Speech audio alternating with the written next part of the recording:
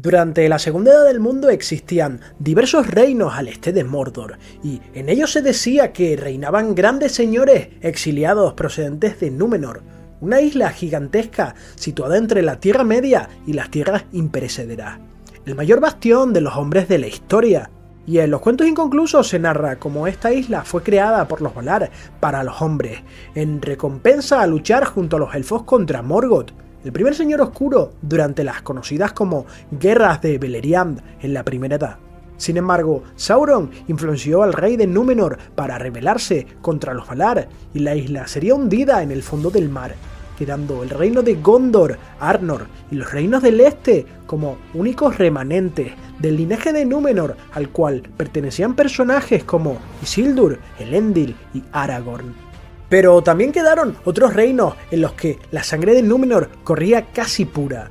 en los que posiblemente gobernaban estos 9 numeroneanos que en su día fueron grandes reyes y magos y guerreros que buscaban ampliar su gloria e influencia, por lo que Sauron les ofreció 9 anillos de poder que había forjado, y bajo la promesa de obtener una vida eterna, Sauron los engañó y sometió, pasando a ser sus más terribles sirvientes.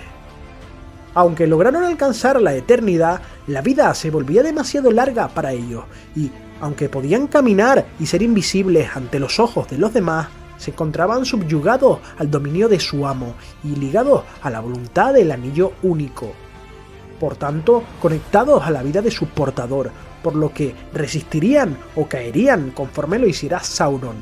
quedando bautizados con el nombre de Jinetes Negros. Conocemos a los Nazgûl a través de los libros y películas de La Comunidad del Anillo, Las Dos Torres y El Retorno del Rey, pero su historia se explica con detalle en el capítulo de la Tercera Edad de El Silmarillion y en el capítulo de los Jinetes Negros que se narra en el libro de los cuentos inconclusos de la Tierra Media. Y lo que os voy a comentar será un resumen de lo que podéis encontrar allí, aunque os recomiendo igualmente su lectura si tenéis la oportunidad o si deseáis conocer más sobre su historia.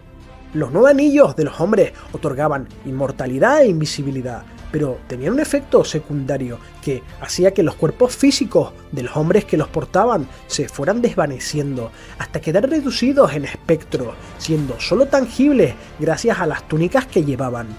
Los mortales comunes no podían ver su aspecto verdadero y eran virtualmente indestructibles, aunque se les podía incapacitar temporalmente, pero terminarían recobrando su forma de nuevo, ya que sus espíritus volverían a Mordor, donde serían restablecidos por su señor Sauron. Aunque eran invisibles, se podía apreciar un reflejo rojo en lo que serían sus ojos, y se decía que cuando se enfurecían emanaban un aura que parecían llamas infernales. Portaban diversas armas, pero sus favoritas eran unas largas espadas de acero y dagas con propiedades venenosas. Pero este arsenal de armas de acero no estaba solo reducido a ataques físicos, ya que poseían un aura de terror que afectaba a toda criatura viva y helaba la sangre con su presencia. Un raro poder mágico llamado el Hálito Negro, que se explica mejor en los libros.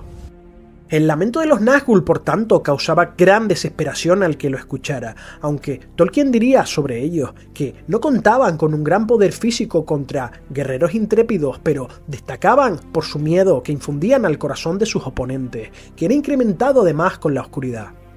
Los Nazgûl se alzaron por primera vez alrededor del año 2251 de la Segunda Edad del Sol, manifestándose como los principales esbirros de Sauron, aunque cuando el Señor Oscuro fue derrotado por la última alianza de hombres y elfos, siendo Sauron derrotado por las fuerzas combinadas de Elendil el Alto y el rey elfo de los Noldor, Gil-galad, que morirían ambos dándole muerte al cuerpo mortal de Sauron durante el asalto de Barad-dûr. Los 9 jinetes negros se dispersaron, aunque seguían vivos gracias a que el anillo único permaneció intacto. No se supo nada de ellos durante siglos, y la Tercera Edad del Mundo fue avanzando hasta que a partir del año 1300 el rey brujo de Angmar recobraría su poder y lideraría las fuerzas de Sauron contra los reinos sucesores de Arnor,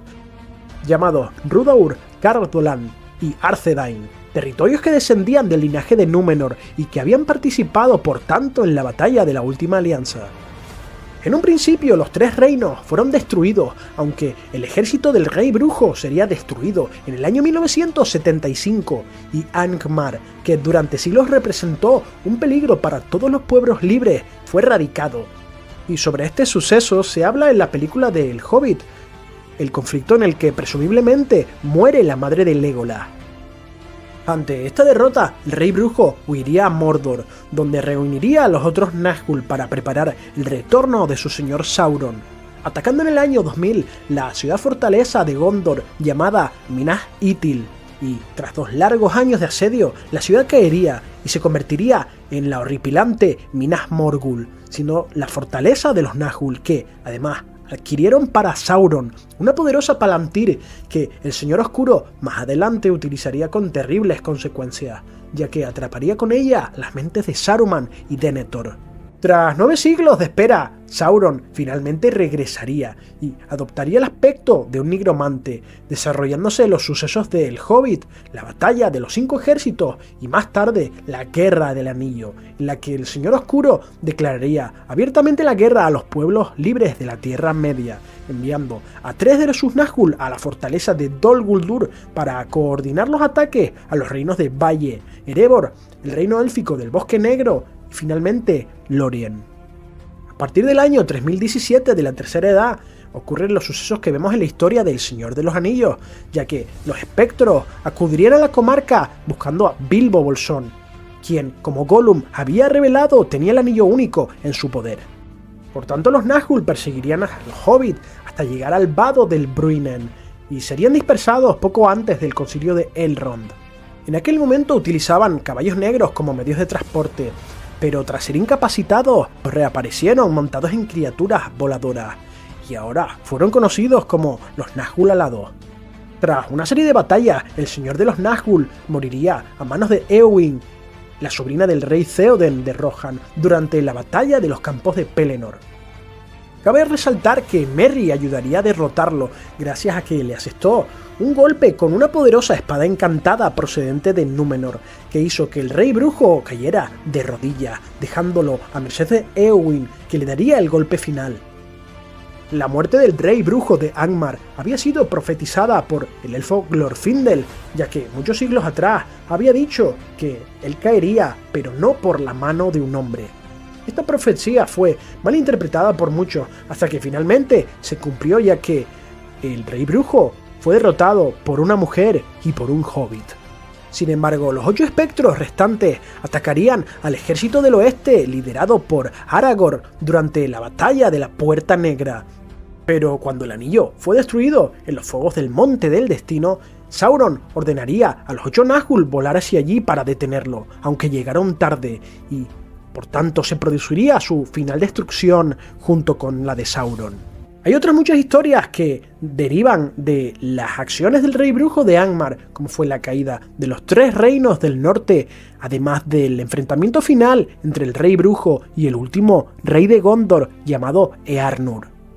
cuya historia os contaré más adelante, pero ese no sería el final ni de Sauron ni de los Nazgûl, ya que se dice que el Señor Oscuro volverá con todo su poder al final de los tiempos en la Dagor Dagorath, una especie de Ragnarok en el universo de Tolkien, y Sauron pelearía junto a Morgoth sin necesidad de recurrir al Anillo Único, y los Nazgûl lo acompañarían.